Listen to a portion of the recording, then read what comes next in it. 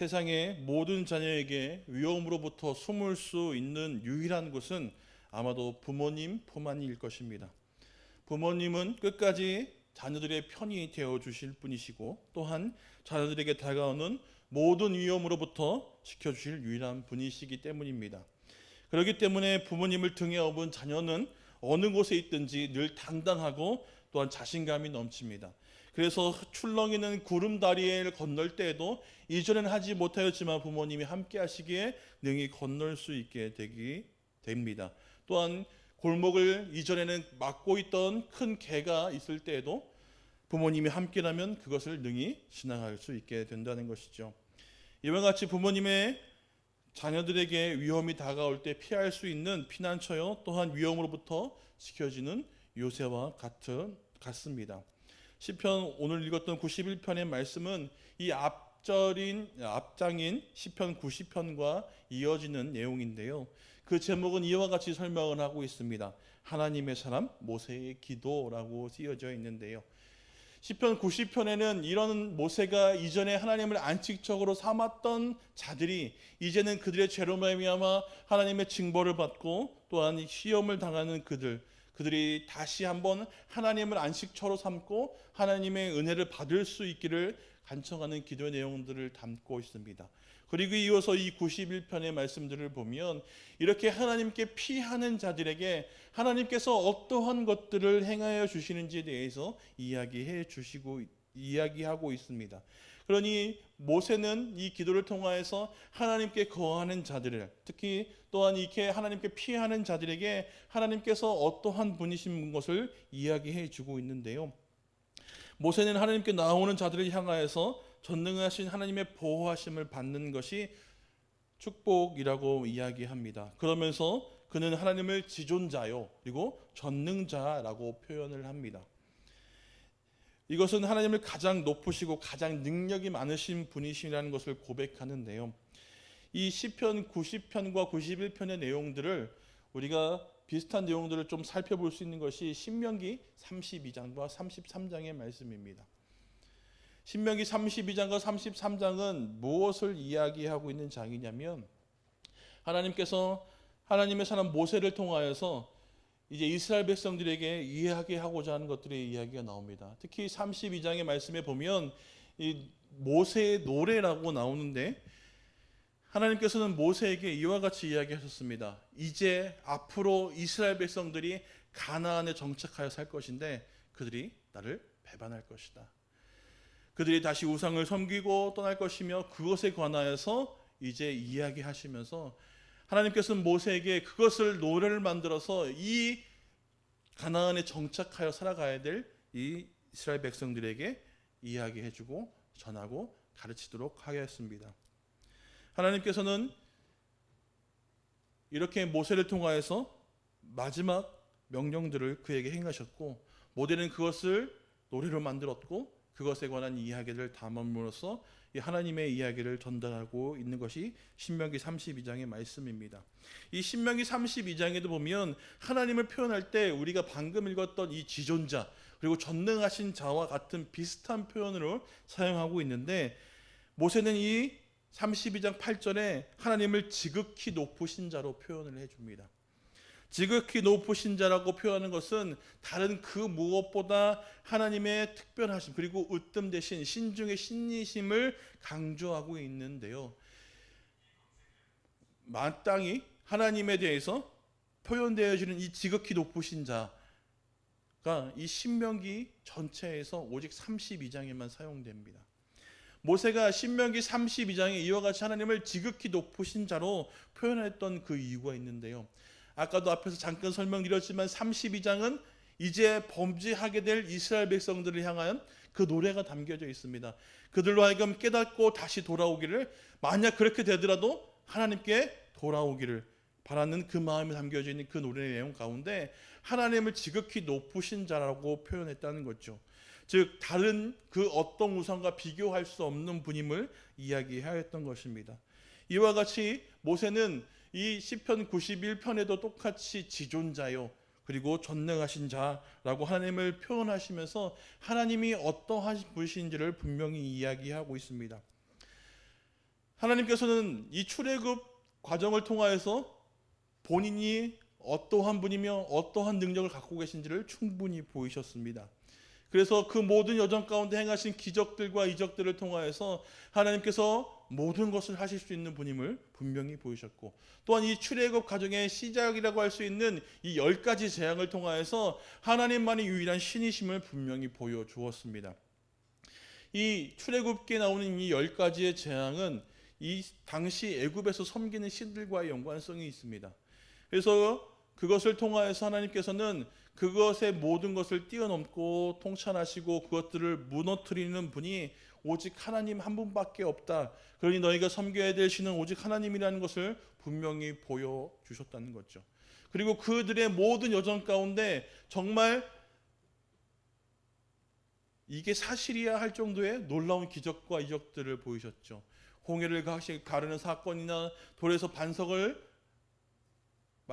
반석에서 물을 나오게 하시는 사건이야. 그리고 이 만나와 메추라기 사건, 심지어 이스라엘 백성들이 이것이 뭔가라고 해서 만나라고 이름을 지었던 것처럼 정말 놀라운 일들을 하나님께서 행하셨다는 거죠.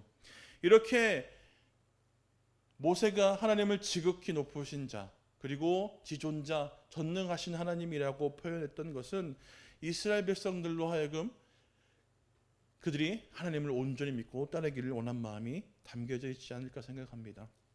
우리가 신명기를 자꾸 이야기하지만 잠깐 이야기하자면 저는 이렇게 생각해 볼 수 있다고 봅니다. 무엇이냐면 신명기는 어찌 보면 가나안에 들어가지 못하는 모세가 이제 정착해서 살아가야 할 그들을 향해서 정말 마음을 담아 간절하게 하나님만 섬기고 하나님만 따랐으면 하는 그 마음들을 담고 전하는 그 말씀이 아닐까 생각을 합니다.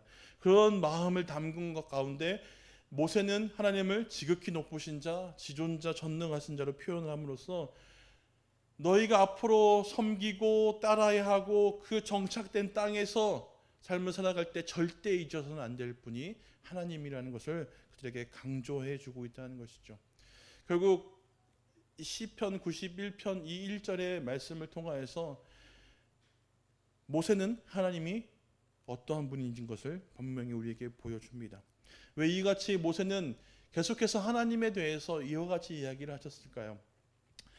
모세가 쓴 이 창세기, 출애굽기, 레위기, 민수기, 신명기를 살펴보더라도 꼭 하나님을 이야기할 때 이 과거의 이야기들을 이야기합니다. 하나님께서 행하셨던 일들, 그리고 어떻게 보이셨는지, 어떻게 인도하셨는지, 어떻게 나타내셨는지에 대해서 꼭 모세는 설명합니다. 그리고 하나님의 높으심과 그리고 그가 행하셨던 놀라운 능력들을 계속해서 반복적으로 보여주는 이와 같은 이야기를 통하여서 특히나 이제 가나안을 직전을 바로 두고 이제는 헤어져서 자신은 들어가지 못하는 그 상황에 모세는 정말 마음을 담아 이스라엘 백성에게 이렇게 표현했던 것은 이스라엘 백성들이 정말 하나님만 믿고 따르기를 원했다는 겁니다.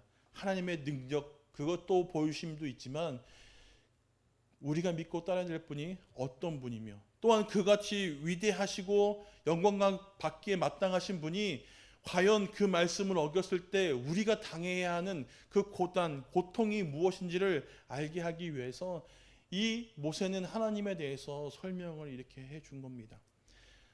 전지전능하신 분이라고 표현하고 지극히 높으신 자, 신중의 신이라는 유일한 하나님에 대해서 표현하면서 그저 하나님의 놀라운 능력을 그들이 바라보고 믿고 섬기기만 바란 것뿐만 아니라 그런 위대한 하나님을 배반했을 때 겪게 될 그 어려움과 고난에 관해서도 이스라엘 백성들로 하여금 깨달아 알기를 간절히 원했던 것입니다.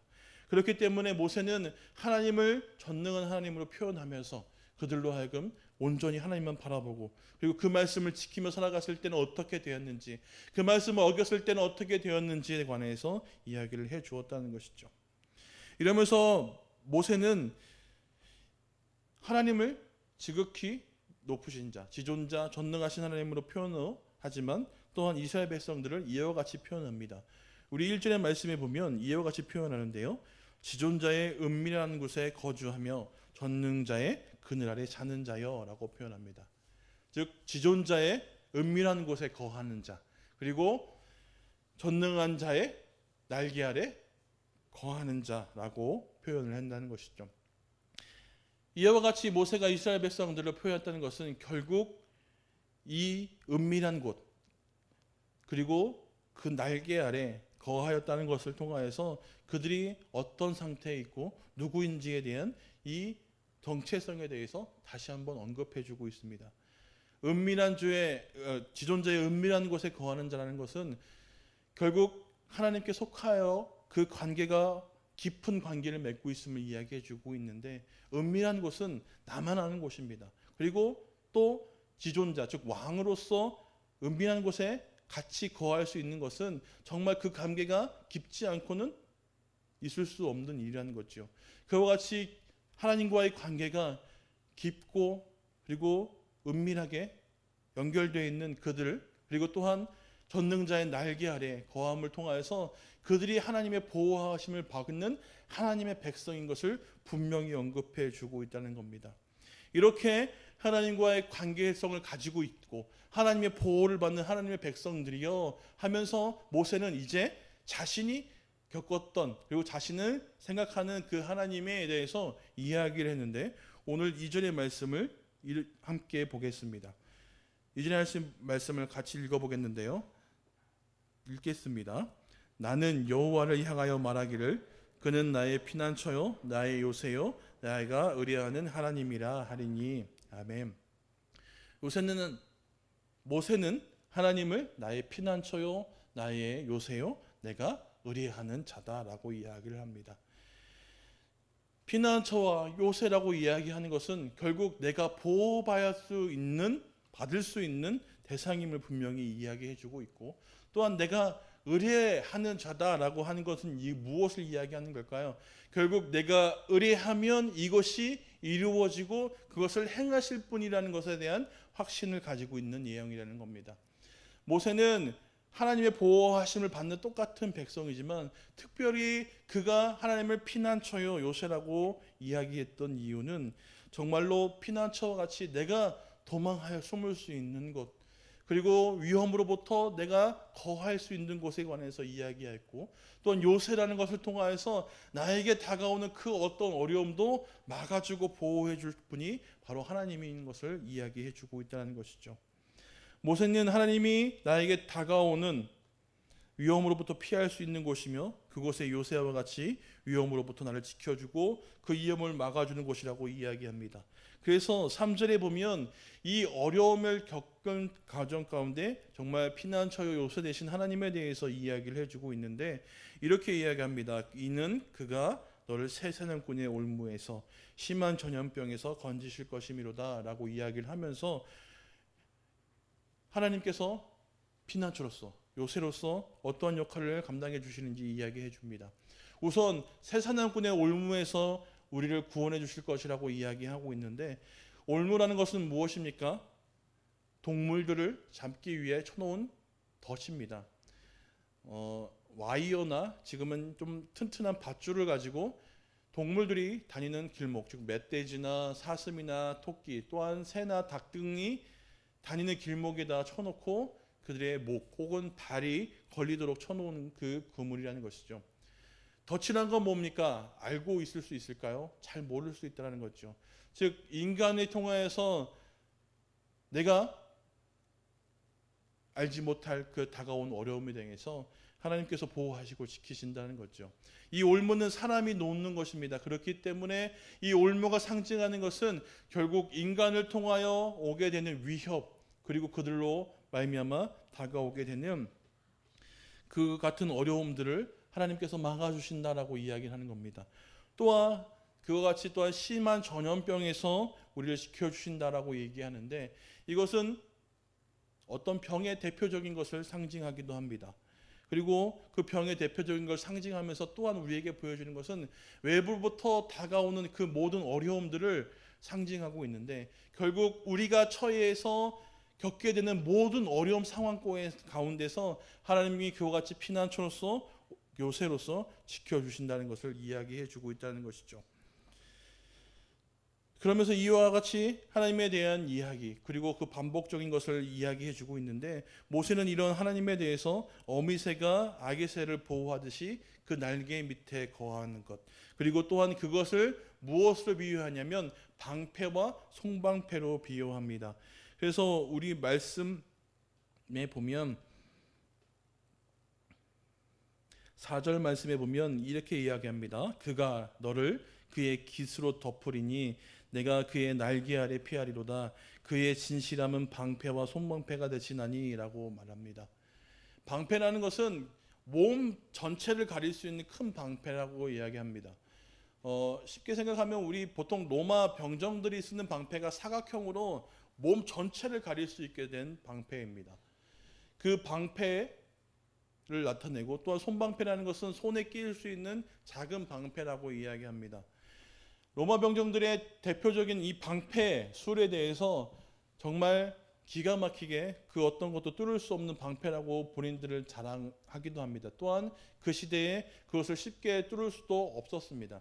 방패로 사면을 막고 또한 위도 막으면서 통하여서 이동하였고, 그 이동하는 진을 통하여서 또 공격해 오는 적들을 향해 그 사이로 나 있는 틈으로 그 창병들이 같이 들어가서 그 창을 찌르면서 다가오지 못하도록, 또한 다가오는 적들에게 보호하는 그 놀라운 병술도 보여줄 수 있습니다. 그와 같이 이 방패라는 것은 큰 방패, 나의 몸 전체를 막아주는 방어막과 같은 것이죠.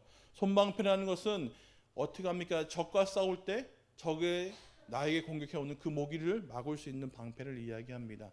즉 하나님을 방패로, 또한 송방패로 표현했다는 것은 하나님께서는 정말 우리에게 다가오는 모든 그 어려움으로부터 지키실 수 있는 그 보호하시는 분이라는 것을 분명히 이야기해 주고 있다는 것이죠. 그러면서 그들에게 다가오는 그 어려움들, 이와 같이 보호하시는 하나님께서 모든 것을 완벽하게 보호하신다는 것을 이야기해 주고 있습니다. 전능하신 지존자이신 모든 것을 할 수 있는 그 하나님께서 우리를 지키시고 보호하시는데, 모든 어려움과 모든 위험으로부터 지킬 때 완전하게 지키시고 보호해 주신다는 것을 이야기하고 있습니다. 그러면서 그들에게 다가올 어려움에 대해서 4가지로 표현해서 이야기를 해주고 있는데요. 그래서 우리가 5절부터 6절 말씀에 보면 이와 같이 이야기합니다. 함께 보겠습니다. 너는 밤에 찾아오는 공포와 낮에 날아드는 화살과 어두울 때 퍼지는 전염병과 밝을 때 닥쳐오는 재앙을 두려워하지 아니하리로다. 4가지의 어려움이 다가오고 있는데 5절에 보면 밤에 찾아오는 공포, 또한 낮에 날아드는 화살을 이야기합니다. 이 밤에 찾아오는 공포는 이 원수로부터 다가오는 공격의 위험을 이야기합니다. 밤에 몰래 나를 대적하는 그 대적이 찾아와 우리에게 위험을 가한 그 공포, 또한 낮에 날아오는 화살은 얘기하면 전쟁에서 예기치 못하게 날아오는 그 화살을 이야기합니다. 그리고 또 6절을 통하여서 어두울 때 터지는 전염병, 그리고 밝을 때 닥쳐오는 이 재앙을 통하여서 무엇을 얘기하냐면 우리가 하루 종일 왼종일 낮과 밤 가운데 항상 어려움에 처해 있던 이 어려움 가운데 예기치 못하고 준비치 못하고 대비치 못한 그 모든 어려움 가운데 하나님께서는 지키신다라고 이야기해 주고 있다는 거죠. 하나님께서 방패와 송방패와 같이 완전히 보호하시는 그 보호하심을 통하여서 내가 밤에 오는 이 공포도, 낮에 날아오는 이 화살도, 또한 저녁에 어두울 때에 닥쳐오는 이 전염병과 낮에 다가오는 이 재앙, 그 어떤 것도 자신에게는 두려울 것이 없다라고 모세는 이야기했다는 것이죠. 실질적으로 모세는 이와 같은 것을 경험해 보았습니다. 보호하시는 하나님, 이끄시는 하나님, 그 모든 것 가운데 하나님께서 세우시고 이끄심을 경험하였던 모세라는 것이죠. 그렇기 때문에 자신의 경험을 미루어 모세는 이스라엘 백성들을 향하여서 이와 같이 이야기합니다. 단순히 하나님께서 놀라운 능력을 행하시고 모든 것을 하실 수 있는 분, 그것으로만 그치는 것이 아니라 그런 하나님께서 우리를 지키시는데 그 지키심이 그냥 피할 수 있게, 또한 당하지 않게가 아니라 모든 것으로부터 완전하게 우리를 지키시고 보호해 주신다는 겁니다. 우리의 다가간 그 어떤 어려움도 그렇기 때문에 내가 두려워하지 않겠다라고 이야기를 하는 거죠. 이러한 담대함을 7절에 이어서 이야기합니다. 내 왼쪽에서 1000명이 넘어지고 내 오른쪽에서 10,000명이 엎드러질지라도 라고 표현하면서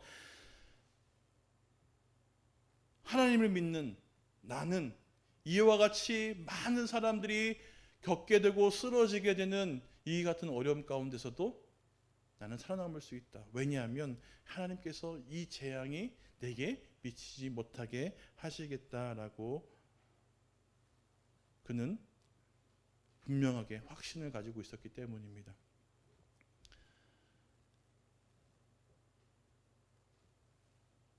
예전에 공부할 때 한 목사님께서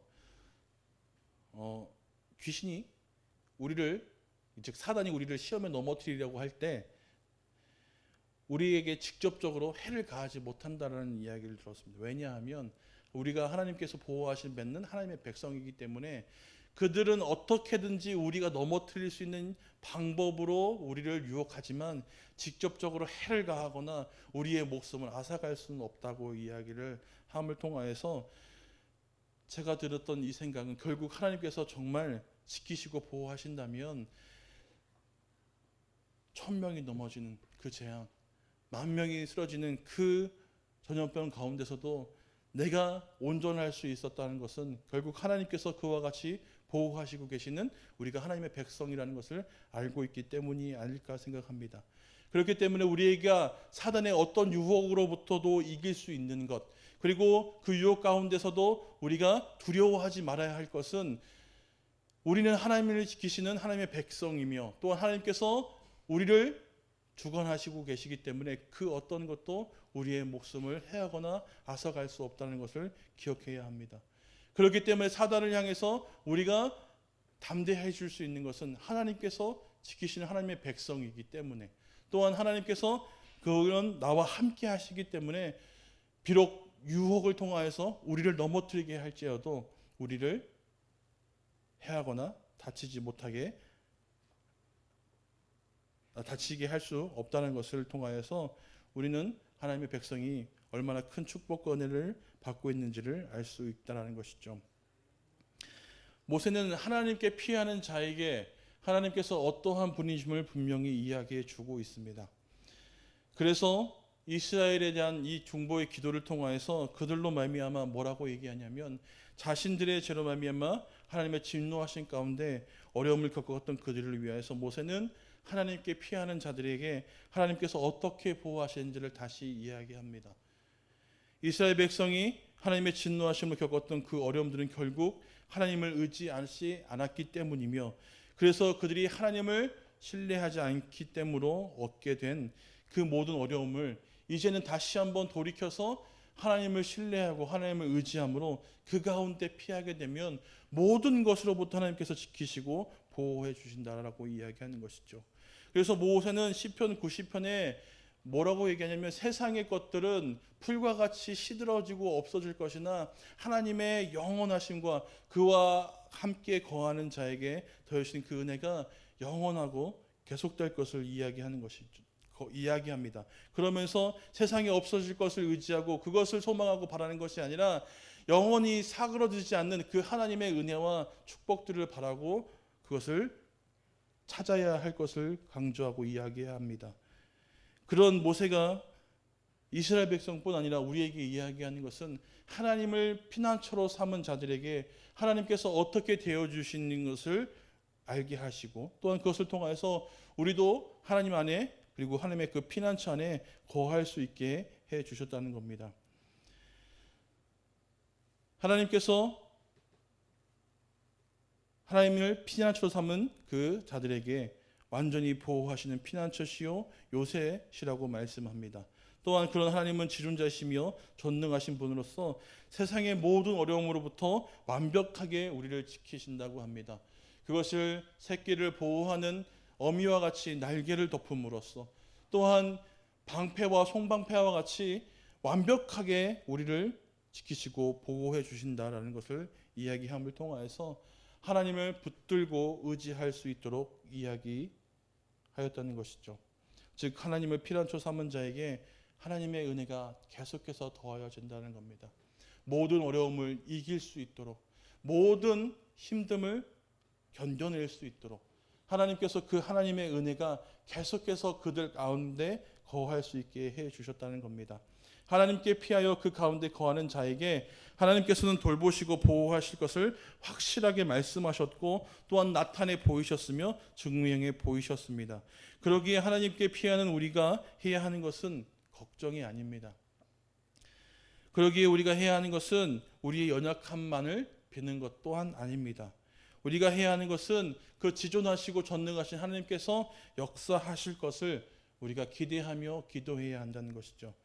물론 우리의 연약함을 하나님께 고백해야 합니다. 그런데 한번 생각해 보십시오.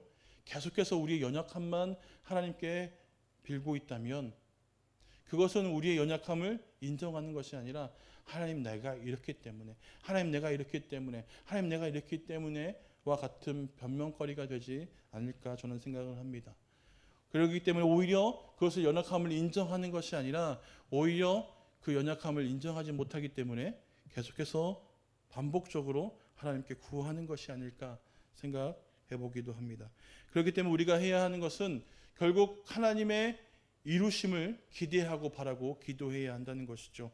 그래서 걱정에 앞서서 그 걱정거리만 모든 것을 하나님께 늘어놓는 것이 아니라 그 걱정 가운데 이제는 일하시고 역사하실 하나님을 기대하고 바라봄으로 하나님께 나와 기도하고 간구해야 한다는 겁니다.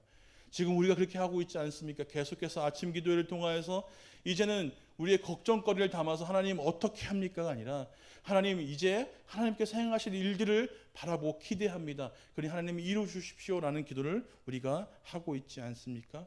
그렇게 하나님께 나와 하나님께 의지하고 붙드는 모든 것에 하나님께서 그 모든 것들을 들으시고 해결해 주신다라는 것을 분명히 이야기합니다. 그러니 우리는 이제 함께 기도하여서 하나님께 구하여야 할 것입니다. 하나님의 역사하심을, 하나님의 나타나심을, 하나님의 일하심을, 이루심을 바라고 기도할 때 분명히 하나님께서 그것을 이루어 주실 것이요 또는 그것을 바꾸셔서 정말 하나님께 영광되고 하나님을 찬양하고 높일 수 있게 해 주신다는 겁니다. 이와 같이 하나님께 피난처로 삼아서 하나님을 의지하고 하나님께 모든 것을 내어 맡기는 그 자들에게는 하나님께서 그와 모든 것을 함께 하시며 지키시고 보호하시고 또한 그의 필요한 모든 것을 채우시고 공급하신 분이라는 것을 우리는 잘 알게 됩니다.